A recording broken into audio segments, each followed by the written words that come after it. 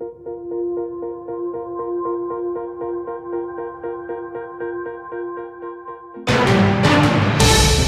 this morning, a serious crash between a King County Metro bus and a cyclist. Seattle police say the 26-year-old cyclist did go to the hospital with life-threatening injuries. A young man run over by a bus and left with devastating injuries. But after the accident, after the breaking news, Daniel's story continued. This is his story. Within the hours of newscasts we do every day, there are dozens of stories. Often we don't get the chance to hear from the people at the center of those stories. What happens to those hurt in the 10-car pileup on I-5? Did a family seeking justice get their wish? Over the last 8 months, we've followed one young man to take his story beyond the headline. All the pain right now is my right leg. Lying in a hospital bed, surrounded by family, and still able to make them laugh. Well, you're wrong. It's hard to believe what Daniel Arendt survived. Riding the bike through a neighborhood, down a hill. On May 4th, Daniel was cycling to his job in Georgetown when somehow he lost control at Rainier and Jackson and fell under the tires of a Metro bus. Wednesday was the first day after the accident that I can remember anything about the hospital. That was 2 days later, still in a fog and fearing how serious his injuries were. Am I going to be able to do anything? Is everything over? Do my legs work anymore? Do my arms work anymore? I don't know anything. Remember being inwardly very emotional about everything. The accident left him with shattered bones throughout the right side of his body and a skin injury caused by the bus's wheel. Worried he'd never be able to walk again, Daniel found hope in what doctors told him next. This is all recoverable. You will be fine. You will be able to walk again. You'll be able to do all these things again. It'll just take some time to recover. Recover so he can play music again. The accident forced his band to cancel their first gig. A self-taught web developer, it also took him from his job. There's a lot of things that were going to happen that just aren't. But for all the things he can't wait to do again. Playing guitar again. I would like to be able to boulder again. Cycling isn't one, at least not for a while. Would really rather not do things that are very risky right now, and I really dislike that cycling is on that list because that's not something that I considered to be that risky. While Daniel was in his hospital bed, there was a constant comfort at his side. As a mom, I want to be there for every step of his recovery. His mother, Carrie, who slept in his hospital room every night, there to help as only a mother can. His toes are uncovered and he's cold. I mean, he can't reach. So things like that I could help. Carrie and her husband were in Hawaii when they heard about Daniel's accident. His boss got a hold of his sister, who had to share the terrifying news over the phone. We got a call from my daughter, who was hysterical, and it was pretty surreal. I said, "What? What did you say?" After a flight that seemed endless, she found her son in the hospital, almost unrecognizable. He was, pretty much swollen, and he just didn't look like himself. It was, I'm getting emotional just thinking back. There were a lot of unknowns still at that time. So many unknowns because of the extent of Daniel's injuries. How did he survive being crushed by a bus? The doctors who treated him and the next steps of his recovery when we come back.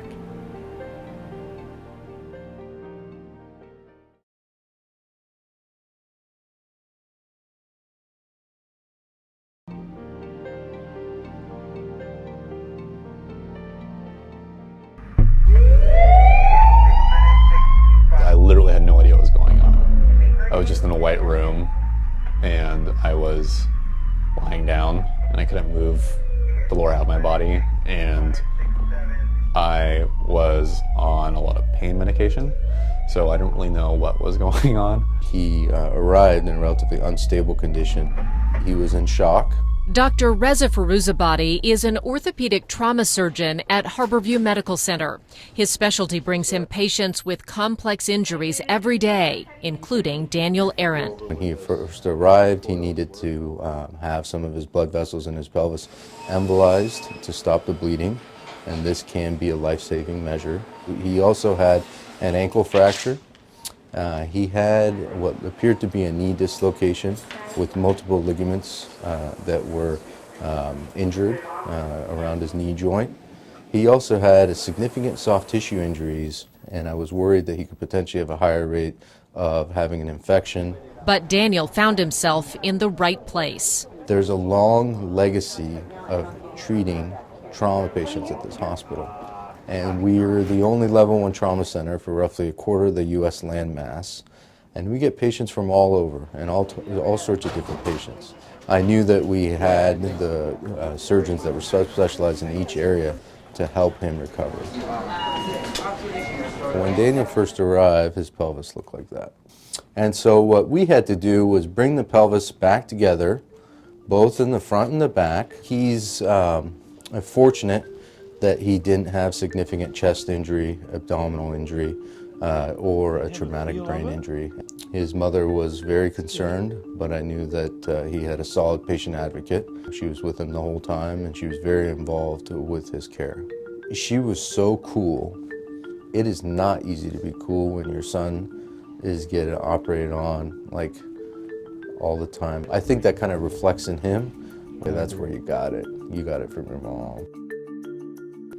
Daniel's mother was also at his side when he left the hospital after 30 days. Going home wasn't yet an option, so both moved into an apartment not far from Harborview. Getting out of the hospital bed didn't mean the challenges were over. I can't take a shower.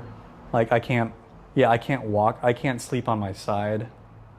I can't get out of bed by myself. I can't get into bed by myself. But just looking at Daniel, you can see how far he's come in just 2 months since the accident, prepared for the next challenge in the months ahead. I'll be going back in for another appointment, and I'll be able to hopefully move my knee for the first time in a while. Through the fear and frustrations, Daniel's parents are always there. My parents, my family have been very supportive of me during this entire endeavor. They've been by my side, like, from the get-go. Giving him not only a helping hand, but hope as well. My hope for Daniel is fully recovering as quickly as he can to get back to his normal life.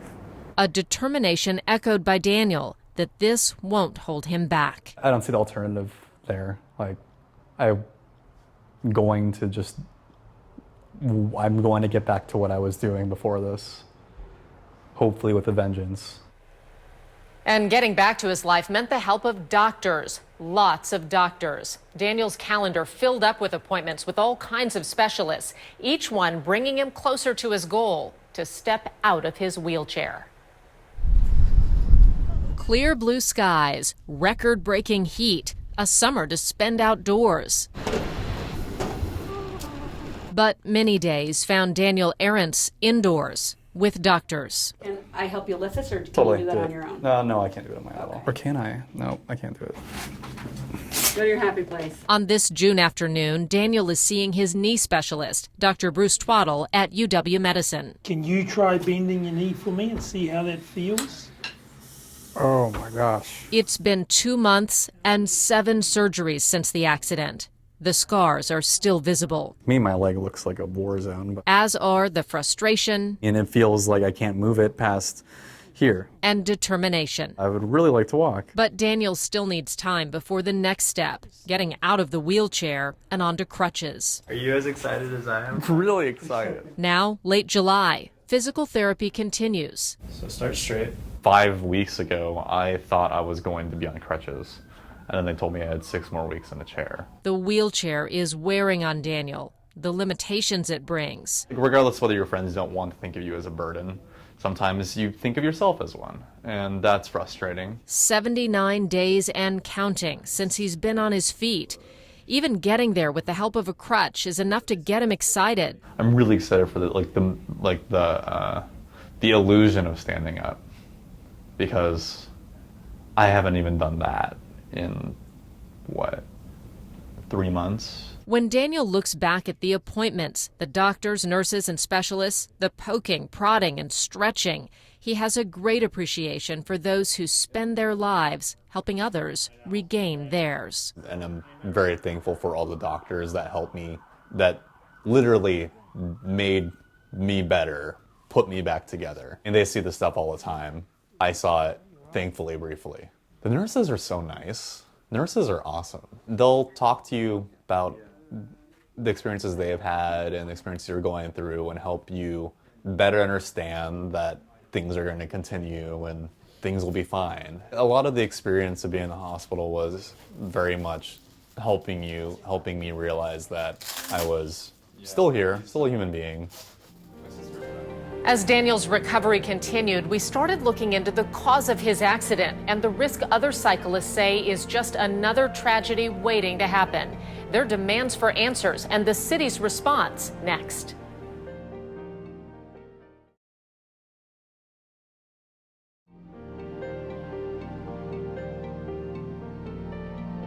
The streets of Seattle are filled with all kinds of ways to get from here to there. Cars, bicycles, buses, streetcars, and trains. But despite all the things that share the road, many cyclists say it's something within the road that can be the riskiest part of their ride. Ask any cyclist in Seattle about the dangers they face, and you'll get lots of different answers. Cars not using their turn signals. Ask about the streetcar tracks, and the answer is nearly the same every time. I've almost wiped out into a car. It just takes a quick second. Everyone knows someone whose bicycle wheel got caught in a streetcar track. It happens to someone at least once a day here all the time. Like on Westlake, coming up or down, someone will be hurt. The problem led to a lawsuit against the city of Seattle in 2010. 6 cyclists claimed the city installed the South Lake Union streetcar tracks knowing they'd be a hazard for cyclists. We spoke to Bob Anderton after he filed the suit. Many different people told many other different people that this was fatally flawed, that bicycle crashes were highly foreseeable, and they did it anyway. But a judge tossed the lawsuit, in part agreeing with the city's argument that Westlake was not considered a regular route for cyclists. Then came the First Hill streetcar and the tracks that witnesses say caught the wheels of Daniel Arendt's bicycle, causing him to fall under a Metro bus. Right here on Broadway, adjacent to the stop here, is a protected bike lane. Ethan Malone with Seattle's Department of Transportation points to changes in the city's newest streetcar line. The protected bike lane that stretches down Broadway to Yesler, where it turns into a regular bike lane. But by the time you reach the intersection where Daniel crashed, cyclists are on their own. That intersection on Jackson is just kind of like, out of all the things that all of my friends have talked about in terms of places to bike. Even days after his accident, Daniel had no trouble talking about the risks of the rails. I've been trapped in them before. I have a lot of friends that have been trapped in them.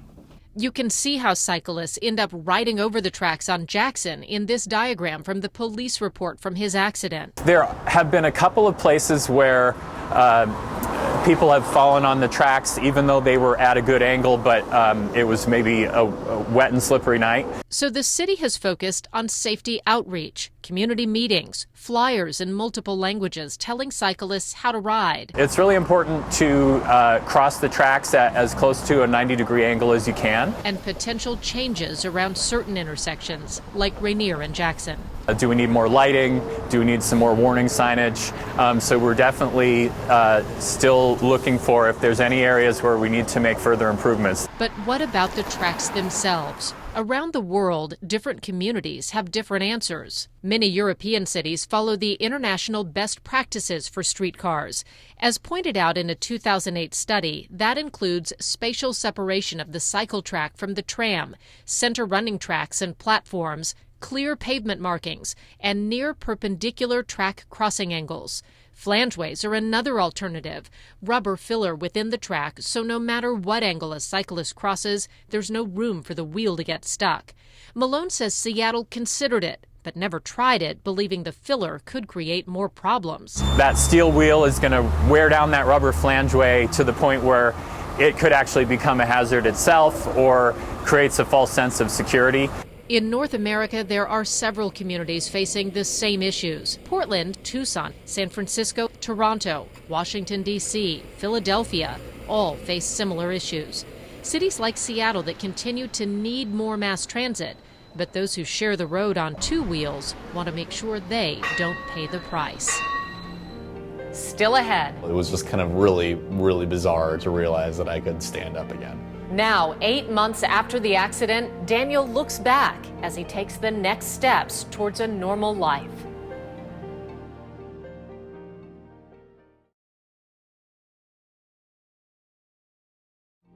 Daniel is back home now. He just underwent an 8th surgery to gain more movement in his knee. He's also still going to physical therapy. In our most recent interview, Daniel looked back at the accident and the months that followed, what it's taught him, and why it won't be the thing that defines him. A life nearly taken on a bike, now being rebuilt with the help of a bike.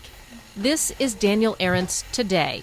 I can do most of the things that I was able to do before. Okay. Physical therapy took him out of the wheelchair. It felt amazing. Hard work moved him from crutches to a cane that became quite a hit with his friends. Everyone else really liked my cane. Everyone's like, you have such a cool cane. And I was like, I don't want this cane. Now, no crutches, no cane. And all the things he needed help with before, Daniel can now do on his own. He still needs time to regain his full strength and mobility while looking towards new goals. Go climbing again? Hiking? But when asked about getting back on a bike, I don't know about that. I'm not sure. I have an exercise bike. I think I might stay on that for a while. Throughout his recovery, Daniel's family has been there, including his mom, who went from his hospital bedside to sharing an apartment to appointment after appointment. It just means that my mom is there and loves me to the point where she'll just be there for me no matter what or how little I'm doing, and whatever help I need, she'll provide it. He says that's nothing new. They've always been close. We love each other regardless of anything. It's always been that way. Another constant through his recovery, music. In the wheelchair, Daniel taught himself new ways to make music. Out of the wheelchair, he's getting a chance to take it further. It just means I have the thing that I care most about, and that it's the thing I think most about back in my life. Daniel says the accident has made him think differently when he sees others in pain, and what he calls the ripple effect. It's easy to see not just the person's face who was immediately affected by this incident, this tragedy, but the people around them as well. It just generally makes you appreciate the people around you's existence more. That'll be exciting. Yes. Daniel's doctors expect him to make a full recovery. They said it first in the ICU, and he's proving them right every day. What I've gotten to know about Daniel is that he's pretty resilient. He really works at it. He wants to get back to what he was doing before and what he loves to do. So what's next for Daniel? I think I am going to try to get out of the country, something completely different. I just need to be on the opposite side of the earth for, a breather. Daniel says he does get tired talking about the accident, that day, that intersection, a place he hasn't tried to avoid, passing by several times. It's just really weird and surreal. And I remember rolling down there, a friend rolled me down there when I was still in a wheelchair. I sat on the curb right off of where it occurred. I just kind of sat there for a while. Very strange, but not really daunting. Not daunting, because I'm better than the intersection. our thanks to the doctors, nurses, and staff at Harborview Medical Center for being part of this story, and to Daniel and his family for giving us a chance to take his story beyond the accident and onto his road to recovery. If there's a story you think we need to share, you can find us online anytime at komonews.com. Good night.